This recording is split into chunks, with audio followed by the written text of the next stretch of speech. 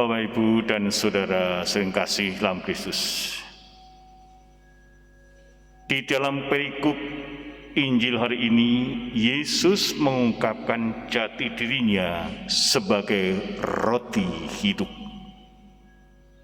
Roti adalah sesuatu yang esensial bagi kehidupan bangsa Israel pada waktu itu. Roti adalah makanan mereka setiap hari. Yesus adalah roti hidup yang turun dari surga. Hal ini mau menunjukkan, mau menegaskan bahwa Dia adalah Allah yang turun ke dunia ini. Dan sesudah kematiannya, Dia akan kembali kepada Bapa, yaitu kembali ke surga. Bapak, Ibu, dan saudara kasih, ketika Yesus melakukan mujizat memberi makan 5.000 orang, adalah tanda yang menunjukkan bahwa Dia adalah sumber kehidupan. Tetapi banyak orang puas bukan karena tanda, tetapi karena berkat yang mereka terima, yaitu makanan, minuman, berkat-berkat jasmani, dan kenyang dengan berkat-berkat yang lain. Mereka terperangkap, mata dan hati mereka hanya hal-hal yang lahiriah. Mereka tidak bisa menembus bahwa Yesus adalah sumber kehidupan. Ini juga bukan sebuah problem zaman dahulu hingga zaman sekarang ini. Banyak orang yang mencari Yesus bukan untuk membangun relasi dengannya, tetapi hanya untuk mencari berkat di dalam kehidupannya. Ini juga pertanyaan bagi kita semuanya. Apakah kita mencari Yesus sungguh-sungguh, mau membangun relasi dengan Dia secara intim, secara mendalam?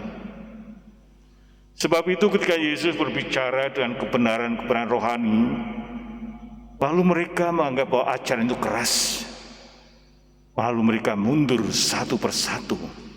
Itulah yang terjadi pada zaman Yesus dulu, mundur ketika Yesus memberikan ajaran-ajaran yang bagi mereka sangat keras. Bapak, Ibu, dan saudara kasih, ketika Yesus melihat orang-orang lapar tanpa diminta para murid atau diminta oleh siapapun, Yesus melakukan mujizat memenuhi kebutuhan mereka. Artinya adalah Yesus peduli kepada kebutuhan kita juga pada saat sekarang ini. Tetapi kalau kita mencari Yesus hanya untuk mengejar kebutuhan jasmani, maka kita menjadi pengagum Yesus dan bukan menjadi pengikut Yesus. Kita diharapkan fokus pada mengikuti Yesus dan mengenal Dia lebih mendalam lagi. Sehingga kita banyak kagum, hebat sekali Yesus melakukan ini, melakukan itu. Ketika membaca kitab suci, kita kagum luar biasa. Bukan hanya itu. Kita harus sungguh-sungguh ketika kita mendengar atau membaca kisah perjalanan hidup Yesus, hendaklah kita mau mengikuti Dia. Bapak, Ibu, dan saudara kasih, apa sih artinya mengenal Yesus? Mengenal Yesus berarti mengenal sebagai relasi, mempunyai hubungan secara pribadi antara saya dan Dia. Hidup kekal akan dianugerahkan kepada kita ketika kita mulai memiliki relasi dengan Allah dan juga dengan Sang Putra itu sendiri. Sehingga karena orang yang memiliki relasi dengan Allah dan Putra begitu intim dan mendalam, kematian pun tidak akan memisahkan kita dari persatuan dengan Allah itu. Bapak, Ibu, dan saudara kasih, Yesus adalah roti hidup. Dia adalah makanan sumber kehidupan kekal yang kita terima karena kita percaya. Namun Yesus bukan hanya memberikan hidup kekal, namun hidup yang dipenuhi dengan kelimpahan sukacita dan kepuasan hidup itu ketika kita masih bersiarah dalam dunia ini.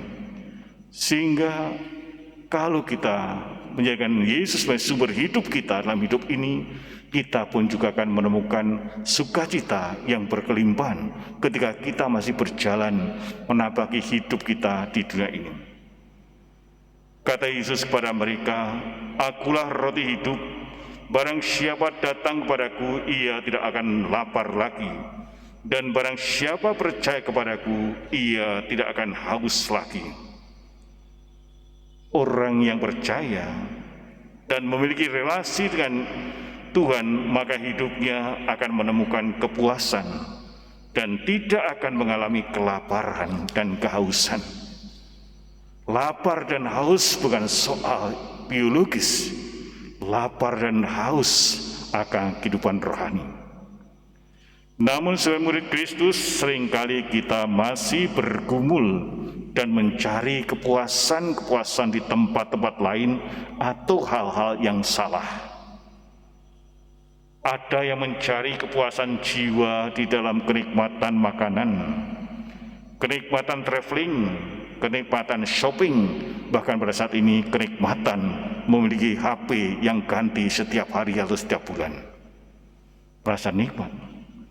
Ada juga yang mencari kepuasan jiwa melalui prestasi, kerja, atau studi, kedudukan atau kekayaan, kekuasaan dan jabatan, dan lain-lainnya.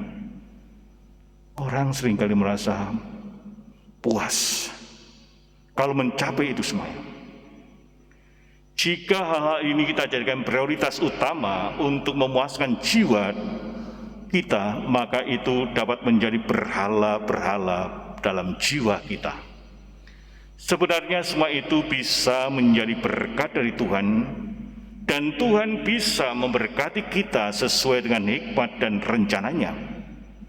Namun kalau hal-hal tersebut menjadi pusat hidup kita dan kita mengejar itu untuk mengisi jiwa kita, maka itu bisa menjadi berhala yang buruk bagi kehidupan kita sebagai orang beriman kalau kita yang mengejar hal-hal yang lahiriah.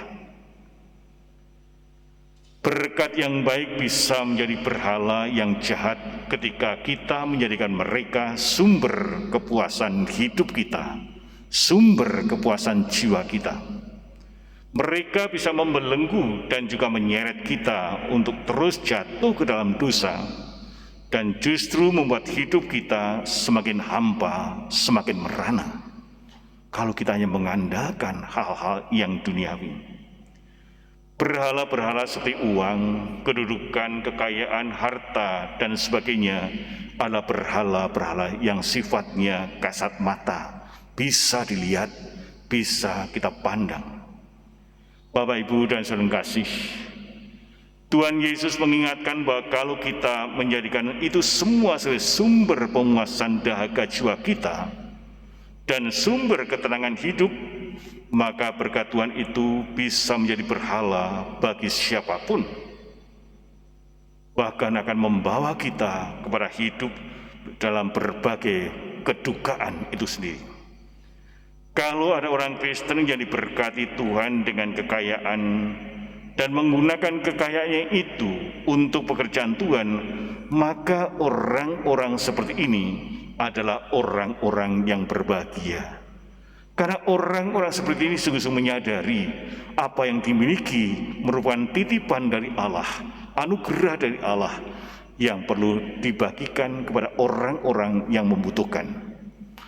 Orang-orang yang mempunyai sifat seperti ini, dia akan bahagia karena dia tidak terikat pada kekayaannya, pada hartanya, tapi siap untuk berbagi kepada sesama manusia yang membutuhkan. Bapak, Ibu, dan saudara kasih, orang yang berusaha untuk memenuhi kelaparan dan dahaga jiwanya di tempat-tempat yang salah, maka tidak akan menemukan ketenangan dan juga peristirahatan yang damai. Hatinya akan terus dirundung oleh kegelisahan, oleh keresahan, sampai mereka menemukan sang roti hidup itu yang memuaskan mereka. Sehingga banyak orang yang puas itu, tapi dia akan mencari dan mencari, karena akhirnya orang-orang seperti itu tidak akan merasa puas dan tenang. Yesus Kristus adalah roti hidup Dan jika kita datang pada Dia dan membuang berhala-berhala kita serta menjadikan Yesus sebagai pusat atas hidup kita, maka Dia akan memuaskan kehausan dan kelaparan kita dengan berkat-berkat-Nya yang kita terima setiap hari. Dia memberikan hidup yang terpuaskan dalam dirinya sendiri. Maka ketika kita menyambut tubuh Kristus, Dia memuaskan kehausan kita, kerinduan kita untuk mengalami keabadian. Bapak, Ibu, dan saudara kasih, Injil seharusnya mengubah hidup kita supaya kita mendapatkan kepuasan karena kita kembali kepada Kristus, roti kehidupan itu. Roti hidup itu bukan hanya memberikan hidup yang kekal, tetapi juga memberikan kepuasan dalam jiwa kita ketika kita masih hidup.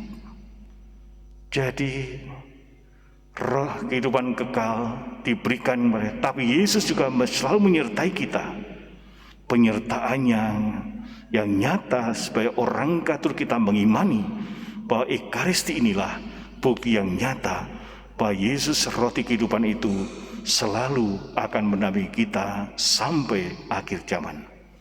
Maka marilah kita mohon berkat Allah agar kita sungguh-sungguh mencari roti kehidupan, yaitu Yesus sendiri, bukan mencari hal-hal yang ditawarkan dunia yang mungkin lebih indah, lebih gemerlap tampaknya, namun mengantar kita kepada duka dan lara.